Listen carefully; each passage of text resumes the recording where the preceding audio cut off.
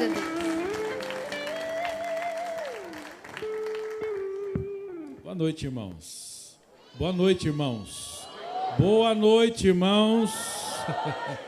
Eu saúdo você com a graça e a paz de Jesus, amém.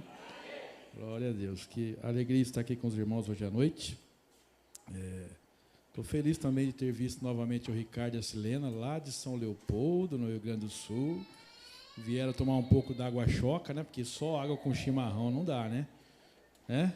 E vão combinar, né, Silena? Aqueles enfeitinhos em cima da cuia, você quebra os gaúchos daquele jeito, né? Raiz não tem aquele negócio, né? Estão bem, graças a Deus, embora tudo que tenha ocorrido no Rio Grande do Sul, a água não chegou na casa deles, mas o pastor deles perdeu tudo, não é verdade? Você vê como é que é as coisas, né, irmão? Nós temos que orar pela nossa nação, né? Uma alegria muito grande tê-los aqui, que Deus os abençoe. Vai ficar muitos dias aqui ou não? Uma semana? Dá para convidar para o churrasco, né? Em nome de Jesus, tenha fé, e Deus está falando, quem está ouvindo, diga glória a Deus, amém, querido? 1 Tessalonicenses, por favor, abra a sua Bíblia. A carta de Paulo à igreja de Tessalônica. Primeira carta de Paulo à igreja de Tessalônica, no capítulo 5.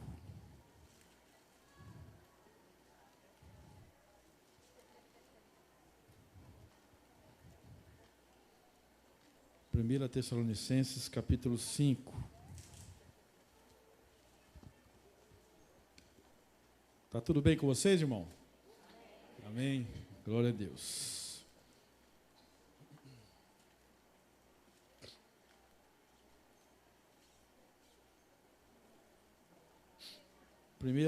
Primeira carta de Paulo aos Tessalonicenses, capítulo 5, a partir do versículo 1. Achou? Dá uma olhada, ver se o seu irmão não tem Bíblia. Compartilha com ele, ou então você pode ler também na nossa projeção aqui, para te auxiliar. Diz assim: irmãos, relativamente aos tempos e às épocas, não há necessidade que eu vos escreva, pois vós mesmos estáis inteirados com precisão de que o dia do Senhor vem como ladrão de noite. Quando andarem dizendo paz e segurança, eis que lhes sobrevirá repentina destruição, como vêm as dores de parto a que está para dar à luz, e de nenhum modo escaparão. Mas vós, irmãos, não estáis em trevas, para que esse dia, como ladrão, vos apanhe de surpresa, porquanto vós todos sois filhos da luz e filhos do dia. Nós não somos da noite, nem das trevas. Assim, pois, não durmamos como os demais, pelo contrário, vigiemos e sejamos sóbrios. Ora, os que dormem, dormem de noite, e os que se embriagam, é de noite que se embriagam. Nós, porém, que somos do dia, sejamos sóbrios, revestindo-nos da couraça da fé e do amor, e tomando como capacete a esperança da salvação. Porque Deus não nos destinou para a ira, mas para alcançar a salvação mediante nosso Senhor Jesus Cristo, que morreu por nós, para que quer vigiemos, quer durmamos, vivamos em união com Ele. Versículo 11, ele encerra dizendo: consolai-vos, pois, uns aos outros, e edificai-vos reciprocamente, como também estáis fazendo. Segura aí, aberto, se for possível, é importante para a sua fixação, para o seu aprendizado. Bem, o contexto aqui de Paulo, escrevendo neste capítulo final, a igreja de Tessalônica, é a respeito da volta do Senhor Jesus, da sua segunda volta. Se nós observarmos aqui, a partir no capítulo 4, versículo 13, olha o que ele diz aqui: não queremos, porém, irmãos, que sejais ignorantes com respeito aos que dormem. Ele está falando aqui a respeito de como acontecerá a segunda vinda. Olha o que ele diz aqui: para que não vos entristecerdes como os demais que não têm esperança. Versículo 14, pois se cremos que Jesus morreu e ressuscitou, assim também Deus, mediante Jesus, trará em sua companhia os que dormem, ou seja, aqueles que já morreram. Versículo 15, ora, ainda vos declaramos por palavra do Senhor isto, nós os vivos, os que ficarmos até a vinda do Senhor, de modo nenhum precederemos os que dormem, ou seja, os que morreram serão ressuscitados e irão primeiro. Versículo 16, porquanto o Senhor mesmo, dada a sua palavra de ordem, ouvida a voz do arcanjo, ressoar a trombeta de Deus, descerá dos céus, e os mortos em Cristo ressuscitarão primeiro. Depois nós, os vivos, os que ficarmos, seremos arrebatados juntamente com eles entre as nuvens, para o encontro do Senhor nos ares, e assim estaremos para sempre com o Senhor. Quem pode dizer glória a Deus? Que será arrebatado junto com Jesus. Amém, querido? Amém? Vai mesmo? Amém. Amém. Paulo está falando a respeito de todo esse contexto, que há cerca de 2000 anos atrás, já era um evento que estava às portas. Imagine para nós hoje, obviamente, nunca esteve tão próxima a vinda do Senhor. Se nós observarmos os sinais, as evidências do que está acontecendo no mundo, tudo que está na Escritura está se cumprindo. E a partir do capítulo 5, e a partir do versículo 1, Paulo vai dizer aos irmãos de Tessalônica que, quanto ao tempo e as épocas, ele diz, olha, não tem muito o que dizer. Obviamente, você sabe, Jesus ensinou aos seus discípulos quando o questionaram a respeito de quando aconteceria a sua segunda volta, a sua segunda vinda.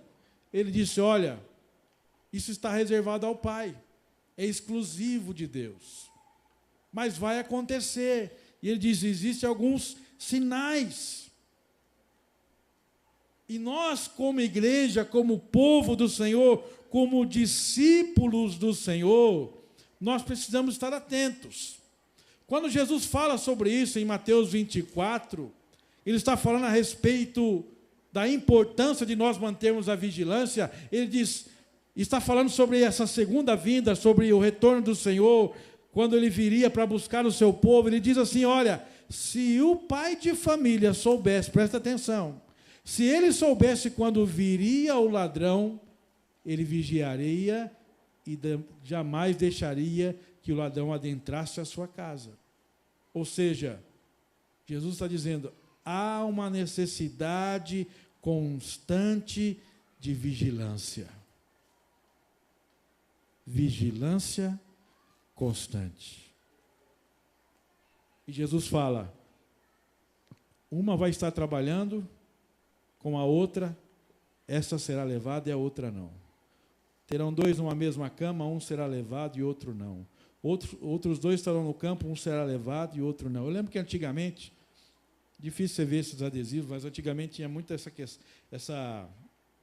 movimento de pôr adesivo nos carros com versículos, né? A Luz e Vida trabalhou muito isso. E eu lembro que tinha alguns carros e alguns adesivos, e tinha um que dizia assim, em caso de arrebatamento, esse carro ficará desgovernado. E eu vejo que um pouco disso a gente perdeu, né? Essa essência, essa expectativa da segunda volta de Jesus. Porque parece que está gostoso aqui, né, irmão? Vamos combinar. Parece que está confortável para nós algumas coisas. E a gente se adapta. E a gente vai vivendo aqui como dá, vai levando, e a gente se esquece que tem uma palavra e uma promessa que o Senhor viria novamente. Alguém para dizer glória a Deus hoje à noite. Ele vai vir buscar a sua igreja, o seu povo. Eu queria te lembrar, irmão, que o céu não tem nada que se compare com aquilo que nós estamos vivendo aqui. O que nós estamos vivendo aqui pode ser muito maravilhoso, abençoado, tremendo, chocante, enfim, pode ser muito bom. Mas o céu é incomparavelmente melhor.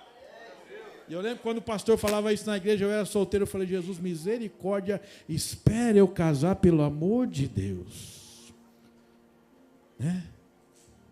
Mas há essa expectativa, precisa haver essa expectativa com essa santa vigilância. Em Mateus 25, depois do Mateus 24, quando Jesus fala sobre essa necessidade de vigilância, ele vai contar a parábola das 10 virgens, que 5 eram prudentes e 5 virgens eram nécias. As 5 prudentes tinham, além do azeite nas suas lâmpadas, também um azeite reserva, para que quando o noivo viesse, elas estivessem preparadas. Só que as 5 virgens que não eram prudentes, somente tinham uma quantidade limitada de azeite. Sabe, irmãos, são pessoas que estão dentro da igreja, no mesmo contexto, esperando o noivo. Só que 5 têm azeite reserva suficiente, que se caso o noivo demorar, se caso Jesus demorar, elas estão ali esperando. Não serão pegas desapercebidas. Só que 5 nécias não têm. E quando acabou o azeite daquelas 5 que não eram prudentes, daquelas 5 que eram nécias, elas foram comprar. Enquanto elas foram comprar, o noivo veio. Chegaram mais tarde, bateram na porta do noivo: nós queremos entrar. E o noivo disse: eu não vos conheço. Sabe, irmão, precisamos dessa vigilância. Nós não podemos perder o feeling. Fala-se muito isso, né, hoje em dia. O feeling, o tempo, o time. Para ser chique tem que falar inglês, irmão.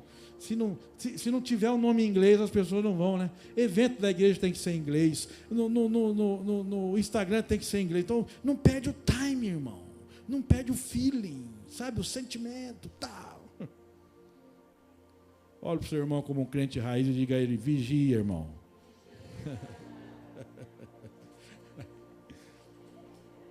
O contexto é esse, então, que o Senhor Jesus viria, e seria algo repentino, seria algo como abrir e piscar de olhos, abrir e fechar de olhos, um piscar. Eu lembro que tínhamos uma música que cantávamos na igreja e dizia assim: então se verá o Filho do Homem vindo sobre as nuvens com poder e glória. Daí tem uma parte que diz assim: porque assim como o relâmpago que sai do Oriente se mostra no Ocidente, assim há de ser a vinda do Filho do Homem. Quem conhece essa música aqui? Levanta a mão. Olha, tem os dinossauros de Jesus. É misericórdia, irmão. Não é por nada, mas esses que levantaram a mão têm mais de 60, viu? Glória a Deus, irmão. Aleluia. Então será algo repentino.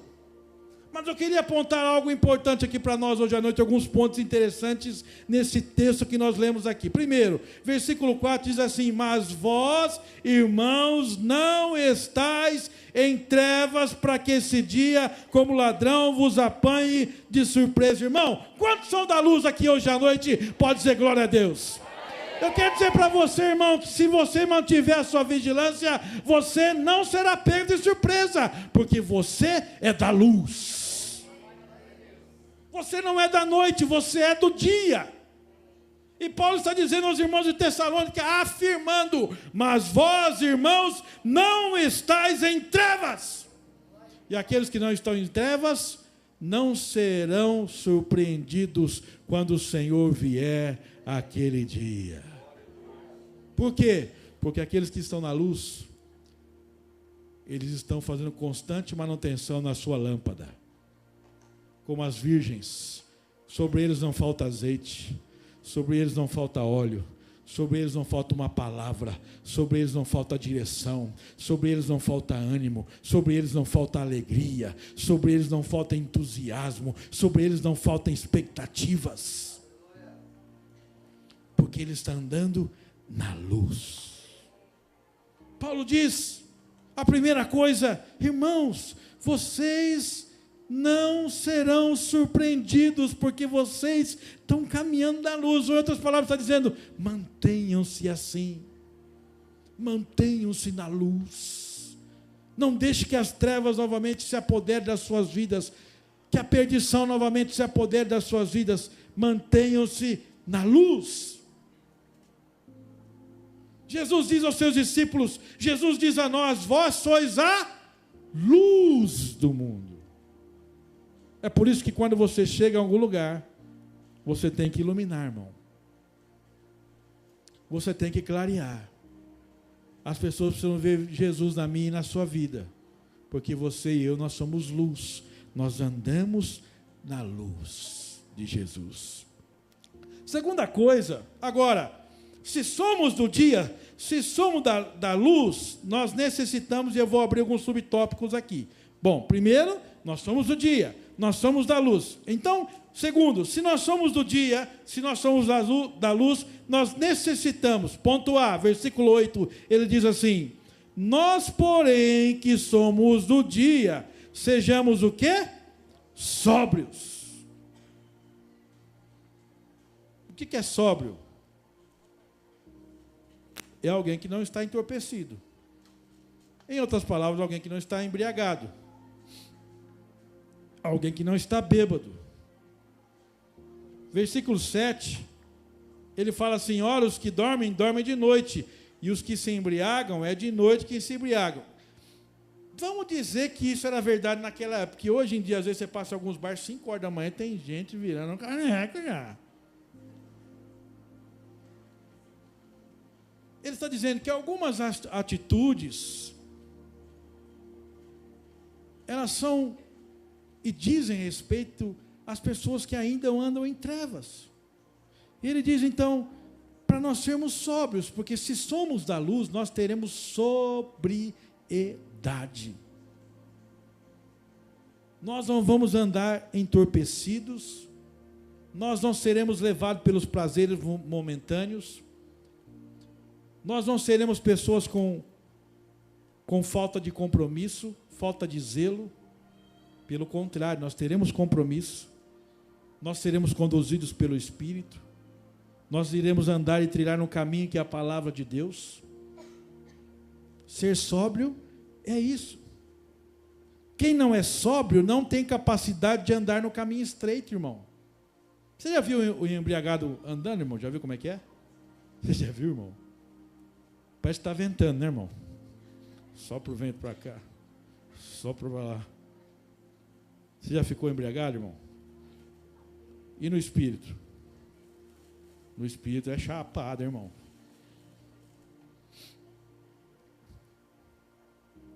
Mas quem está embriagado, quem está entorpecido, não tem a capacidade de andar no caminho estreito, tem dificuldade de concentração e manter-se em linha reta. Ele não tem foco, não tem objetivo, não tem clareza, não tem capacidade para decidir sobre a sua vida. O Senhor Jesus nos chama a sobriedade constante em nossa vida. Então, primeiro, se nós somos da luz, nós seremos sóbrios. Segundo, versículo 8, ele fala aqui, porque Deus não... Aliás, nós, porém, que somos do dia, sejamos sóbrios. Ponto A. Ponto B. Revestindo-nos da couraça da fé e do amor. Algumas versões vão traduzir como armadura. Quase que nós podemos fazer uma alusão a Efésios, quando fala a respeito da armadura da fé. E quando fala de couraça, irmãos, está falando dessa parte que compreende do pescoço para baixo. E, obviamente, a couraça ela tem o objetivo de proteger uma área de fundamental importância para o corpo humano. Por quê? Nessa parte do nosso corpo, no tronco, encontram-se os órgãos vitais. Então, o Senhor está dizendo aqui na sua palavra que essa couraça vai proteger aquilo que é vital para nós, aquilo que é essencial. Agora eu te faço uma pergunta hoje à noite. Você tem uma couraça sobre a sua vida? Você tem essa couraça da fé e do amor sobre você que está protegendo aquilo que é vital na sua vida? Porque muitas vezes, irmão, agora eu quero trazer um contexto aqui de igreja, de corpo de Cristo. Quando a pastora Adriana falou sobre e ministrou essa música que somos corpo, eu sempre enfatizo isso, irmãos. Por quê? Porque senão nós corremos o risco de entrarmos e sairmos da igreja e não nos importarmos com o nosso irmão. não olharmos nos olhos. Eu entendo que você tem vergonha, parece que não, mas eu sou tímido. E quando nós cantamos essa música Somos Corpo, nós temos que cantar olhando para o nosso irmão. Nós não estamos cantando para o Senhor, nós estamos cantando para o irmão que está ao nosso lado. Eu preciso de ti, querido irmão, precioso és para mim, querido. Aí a gente faz assim, somos corpo, e assim bem ajustado. Eu acho que Deus no céu está falando assim, olha para baixo, olha para o seu irmão, pelo amor de Deus. E aí, quando fala de proteger, irmão, fala daquilo que é essencial. E muitas vezes, nós estamos com o nosso coração no corpo de Cristo machucado por coisas que não são essenciais. E aí nós perdemos a bênção da convivência do corpo de Cristo, da multiforme graça de Deus que se manifesta na igreja por causa de picuinha. Diga, picuinha. O que é picuinha? Ah, eu não gosto. Eu não gosto que o Ederson hoje veio com essa camiseta aí, cor de limão. Quantas pilhas vai, irmão? Fala para nós. Não é verdade? Ah, não gosto dessa cor. Eu não vou nem dar paz do Senhor para ele hoje. Misericórdia. Onde já se viu que eu vim com uma roupa dessa, irmão? Picuinha. Às vezes a gente vem na igreja, viu, irmão? Como nosso irmão Jefferson aqui adorou a Deus hoje, se estribuchou no chão aqui. Por quê? Porque é o momento dele na presença de Deus. Você pega um lemão que nem eu, às vezes vai ficar assim, que nem um robô. Mas cada um está fazendo o seu altar, irmão, e Deus está se movendo, glória a Deus e aleluia. Um levanta a mão, o outro chora, outro dá risada, outro não canta, outro fica mais calado. Enfim, mas nós temos que entender que esse culto é um serviço ao Senhor, é público, e eu preciso entender que é meu culto racional, e eu preciso cultuar, eu não sou um espectador, irmão. Eu sou aqui num culto a oferta, e eu preciso entender que ao meu lado tem uma oferta também, que é diferente de mim, mas que está sendo oferecido a Deus com as suas debilidades, com os seus pecados, com as suas falhas, com os seus erros e acertos, é tudo junto. O que acontece muitas vezes é que nós estamos com uma couraça, e nós estamos protegendo aquilo que é vital, mas tem no meio coisas que não são vitais e não são importantes. Jesus vai dizer assim, ó, coloca nessa couraça a fé e o amor. Tem que ser por fé, porque tudo que não provém de fé é do maligno. Agora, precisa também ter o amor. O amor que entende o meu irmão. O amor que entende a minha irmã. Porque senão a gente vem para a igreja com uma peixeira na mão, querido. E se o irmão pisa na bola, a gente logo saca da peixeira. E quer resolver o negócio. Quem está entendendo da glória a Deus hoje à noite? Tenha paciência, irmão. Isso aqui é um hospital. E as pessoas precisam de compreensão e entender. Óbvio, irmão, Jesus vai falar e ensinar a respeito disso. Quando há falta, quando há erro, quando há pecado, como é que nós devemos tratar isso? Mas, irmão, nós temos que ter o amor. E nós temos que entender que nós temos que vestir essa couraça e que nós fazemos parte de um exército só. E que não são as picuinhas que vão dividir. Nós temos que entender que precisamos guardar debaixo da couraça aquilo que é essencial. Aquilo que é vital. Nós não abrimos mão da nossa unidade, nós não abrimos mão da nossa diversidade, nós não abrimos mão do nosso relacionamento, de estar juntos, nós não abrimos mão da palavra de Deus, nós não abrimos mão da oração, nós não abrimos mão do louvor, nós não abrimos mão da pregação da palavra, porque isso é vital. E o secundário, aquilo que não é vital, irmão? Há uma frase que eu marquei aqui, que sempre me marcou, diz assim, de Rupertus Meldenius: nas coisas essenciais, nas coisas vitais, unidade, nas não essenciais, liberdade, em todas as coisas, amor. Eu preciso entender que tem uma couraça da fé e tenho também a couraça do amor, que vai proteger aquilo que é vital. Irmão, está no meio da igreja, está no corpo de Cristo, bota a couraça e vai para a batalha, irmão, em nome de Jesus. Porque todos nós aqui temos o mesmo objetivo: cuidarmos uns dos outros, ganharmos vidas para Jesus e saquearmos o inferno, em nome de Jesus. Amém? Bom, esse é o ponto B. Segundo A, o primeiro ponto é que nós devemos manter sempre sóbrios, sermos sóbrios. Segundo, nós precisamos revestir-nos com a couraça da fé e do amor. Terceiro, versículo 8 também diz aqui: e tomando como capacete a esperança da salvação. E tomando como capacete a esperança da salvação.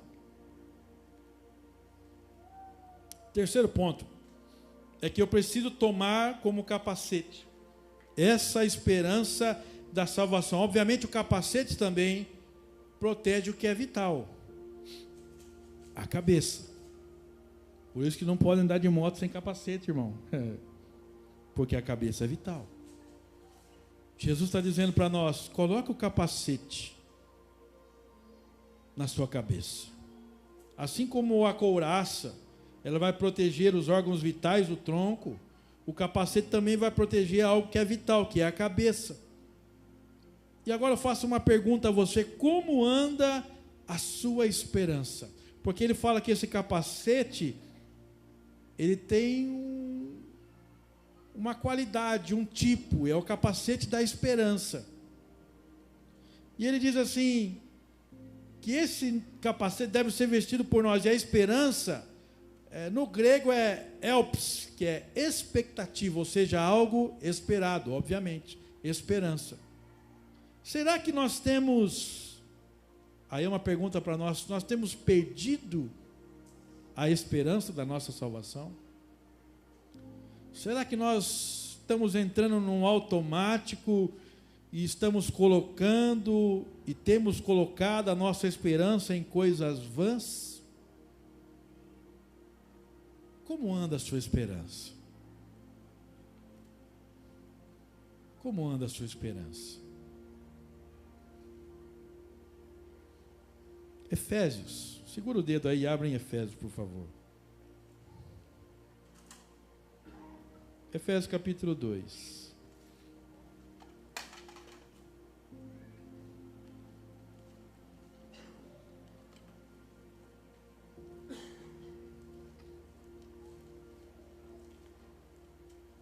Efésios 2.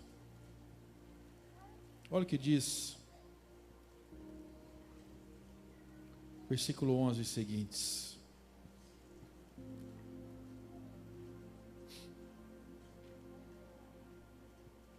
Achou?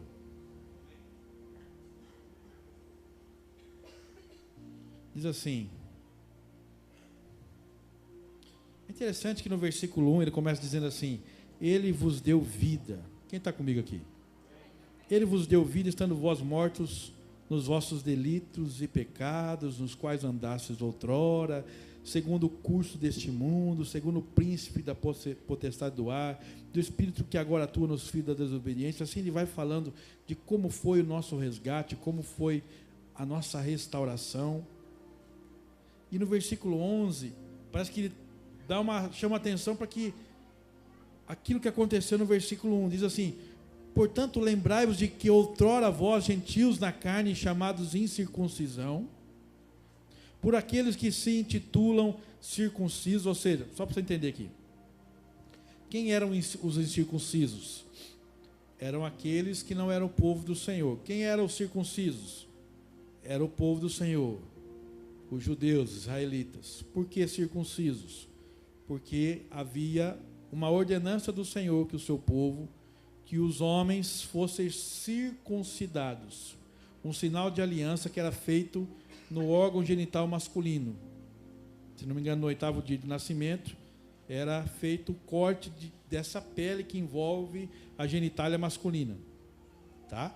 Então esse é um sinal de aliança, o derramamento de sangue e um sinal de aliança de Deus com o seu povo. Então, quando Paulo fala de circuncisos, está falando daqueles que foram circuncidados, ou seja, o povo do Senhor, que tinha um sinal da aliança. Quando fala de incircunciso, fala dos gentios, que não passou por esse processo de circuncisão, ok? Então, ele está dizendo assim, portanto, lembrai-vos de que, outrora vós, gentios na carne, chamados incircuncisão, por aqueles que se intitulam circuncisos na carne por mãos humanas. Olha o que diz no 12.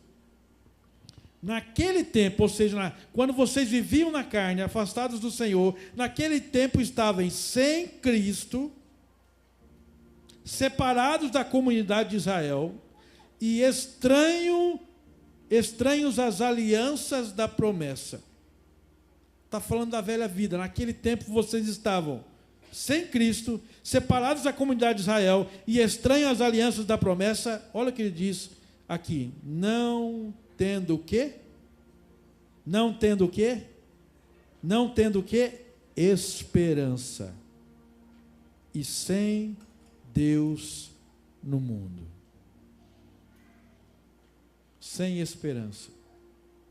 E sem Deus no mundo. Paulo está dizendo, vocês viviam uma vida distante do Senhor.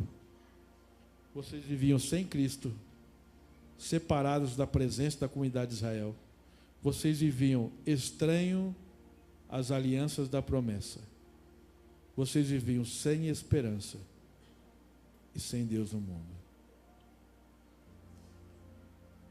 Como anda a sua esperança?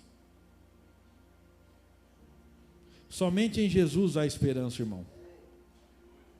Somente em Jesus há esperança verdadeira. Somente em Jesus. Eu queria te lembrar uma coisa, irmão, que muitas vezes nós temos um pensamento errôneo. Esse dia eu vi alguém falando, de fato. Nós falamos assim, a pessoa tem uma vida boa, tem uma vida estável financeiramente, tem uma família abençoada, tem uma casa boa, tem um carro abençoado, consagrado, que não tem a unção do quebra-quebra, né? Só falta Jesus. Como se fosse Jesus a cereja do bolo. Mas eu queria te lembrar hoje à noite, a mim e a você. Você pode ter tudo. Se não tiver Jesus, você não tem nada. Você pode não ter nada. Mas se tiver Jesus, você tem tudo. Sabe qual é o problema, irmão? É que muitas vezes nós queremos colocar a presença de Jesus na nossa vida só para nos livrar de B.O. Não, Jesus está lá, estou indo, eu vou lá de vez em quando na igreja, tomo ceia, eu não falo palavrão, Jesus, vai vendo aí, põe na conta, Jesus, vai vendo, sou uma pessoa boa. Eu procuro ser um bom funcionário, não roubo. Eu ajudo a velhinha a atravessar a rua na faixa. Eu dou uma cesta básica. Eu sou uma boa pessoa, Jesus. Exatamente. O jovem rico. Sabe, irmão, precisa estar muito claro para nós em nossa vida, irmão, que sem Jesus não existe riqueza em nossa vida. Não tem cargo, não tem função, não tem glória na nossa vida maior do que a presença de Jesus. Nós cantamos aqui dos 24 anciãos, quando se prostram diante do Cordeiro, e sabe, é emblemático, quando eles depositam diante de Jesus que está no trono, as suas coroas, sabe? Os 24 anciãos não têm nada que Deus não tenha dado a eles. Tudo que eles têm foi Deus que deu. E sabe o que eles fazem? Eles tinham a sua coroa.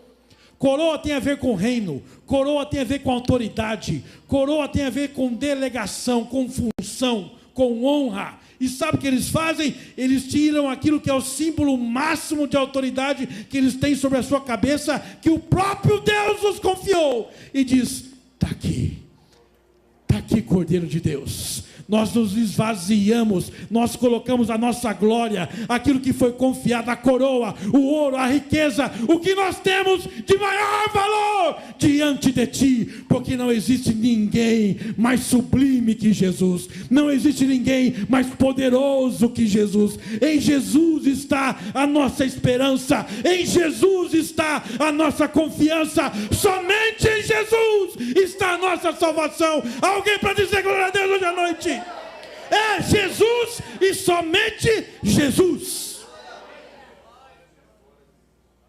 A gente fica andando às vezes cheio de penduricalho, cheio de irmão, é Jesus e Jesus e Jesus e acabou. Paulo está dizendo aqui em Efésios: lembra do que vocês viveram, uma vida alheia a Deus, distantes, separados, condenados ao inferno, sem esperança, sem expectativa, sem ânimo, sem vigor, nas trevas. Mas houve um dia que Deus nos resgatou, aleluia. Quantos resgatados temos por Jesus aqui hoje à noite? Coloca o capacete da esperança, irmão, em nome de Jesus. Não perca a esperança. Esse é o título da mensagem hoje à noite. Não perca a esperança. Por que eu estou dizendo isso? Porque é fácil nós perdermos a esperança. Lamentavelmente, eu conheço algumas pessoas envolvidíssimas com a igreja, pessoas ativas, que amavam ao Senhor, serviam ao Senhor, pessoas próximas de mim. Não é aqui dessa igreja, não adianta nem ficar fazendo conta, viu, irmão? Você não, pode ser que você conheça, mas... E que hoje são ateus. Eu fico me perguntando, como pode? Como é que deixa uma coisa acontecer desse jeito? Por que nós conseguimos, num momento, vivemos tanta intensidade com Deus? Um coração tão entregue, tão compungido, tão consagrado, tão quebrantado. E nós vamos perdendo, nós não vamos protegendo a nossa cabeça. Sabe por quê, irmão? Talvez você nem perceba, mas tem um aparelhinho que você e eu nós usamos, está sempre na nossa frente. E nesse aparelho contém muitas ideologias e mentiras de Satanás que são disseminadas. E muitas vezes nós não aplicamos o filtro da palavra, nós vamos dizendo amém, concordando, compartilhando, e não temos noção que Satanás está implantando. Isso não é brincadeira, irmãos. Pessoas que estão perdendo a esperança. Nós temos que ficar assustados. Sabe qual é a maior igreja do mundo hoje? A igreja dos desigrejados. Pessoas que andaram com Jesus estão afastados. Você quer ver uma coisa? Faz uma visita nos presídios para você ver. É tudo nome bíblico: José, Daniel, Silas. O que aconteceu com essa geração? Não perca a esperança, querido. Protege, coloca o capacete, guarda aquilo que é vital, irmão, em nome de Jesus. Cuida com aquilo que você vê, cuida com aquilo que você ouve, cuida com as rodas que você participa. Não estou dizendo que você tem que ser um santarrão, um hipócrita, não. Eu estou dizendo para você guardar o seu tesouro. Conserva aquilo que é vital, irmão. Não deixa chegar no seu coração, não deixa chegar na sua mente, porque a Bíblia diz em Provérbios: assim como ele pensa, assim ele é.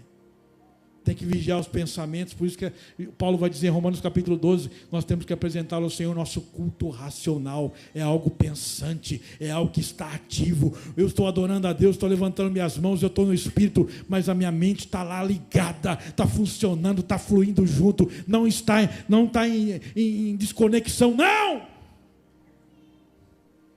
Por isso que a Bíblia diz que nós temos que adorar a Deus no corpo, na alma e no Espírito. Deus está dizendo, é o total. Não é simplesmente uma parte, uma parcela, não.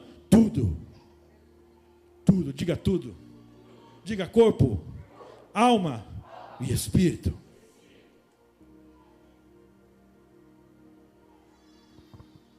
Muitas vezes temos perdido a esperança.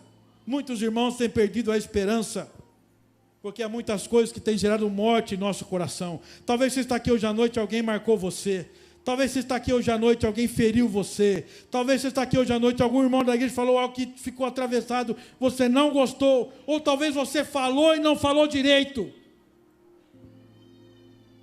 Alguém feriu você, ou você feriu alguém, eu não sei. Talvez algum familiar marcou você de forma negativa, causou danos a você na sua alma. Você perdeu a esperança. Talvez alguém abusou de você. Talvez um líder abusou de você, eu não sei. Mas a sua esperança, a sua expectativa, ela foi atingida. Eu queria que você abrisse em Ezequiel capítulo 37. É um texto muito conhecido.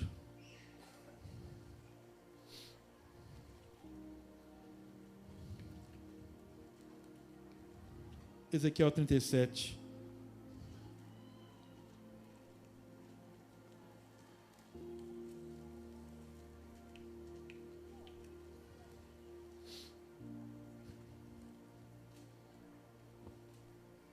O Espírito Santo está neste lugar, irmãos.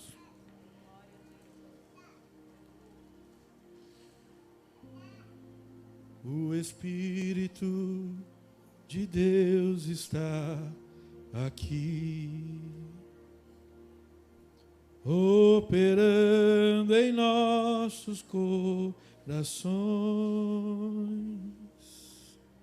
trazendo sua vida e poder, ministrando sua graça e amor.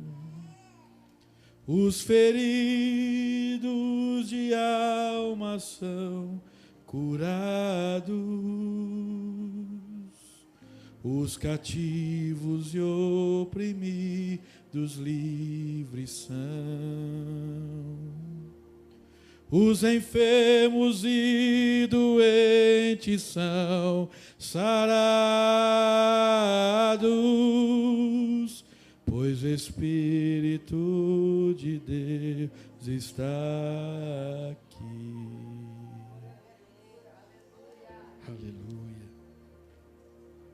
Versículo 11, Ezequiel 37.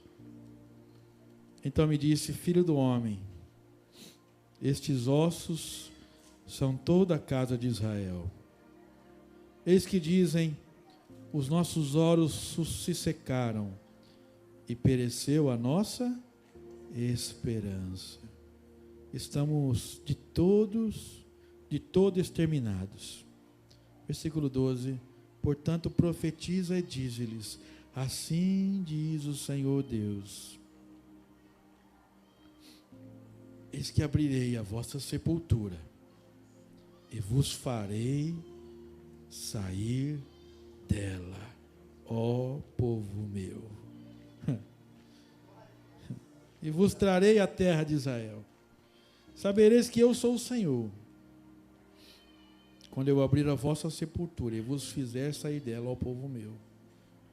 14 ele diz: porém em vós o meu espírito, e vivereis, e vos estabelecerei na vossa própria terra. Então sabereis que eu, o Senhor, disse isto, e o fiz, diz o Senhor. Como está a sua esperança? Como está a sua expectativa, meu amado irmão e irmã?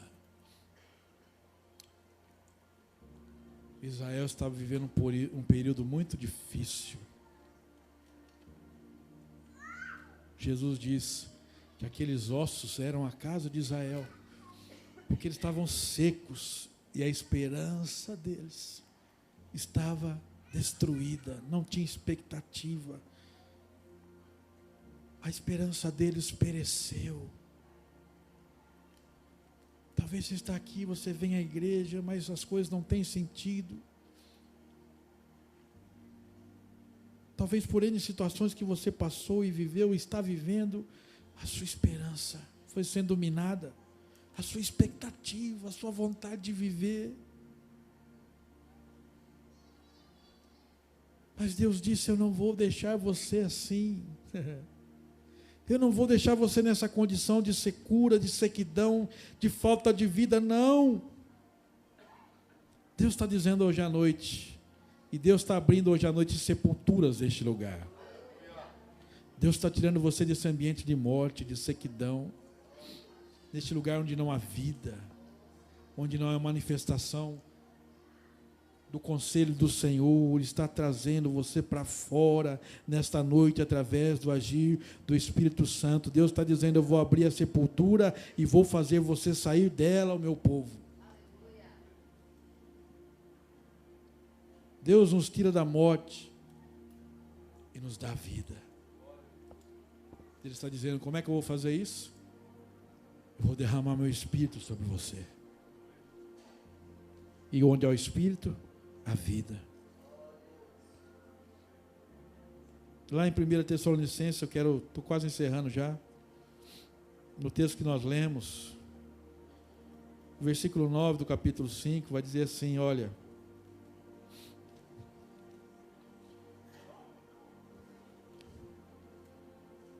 porque Deus não destinou, na King James vai dizer designou para a ira, mas para alcançar a salvação, mediante nosso Senhor Jesus Cristo. Deixa eu dizer uma coisa, irmão. Jesus criou você para ser salvo. Você não foi gerado para perdição, meu irmão. O inferno não foi feito para você. O céu foi feito para você.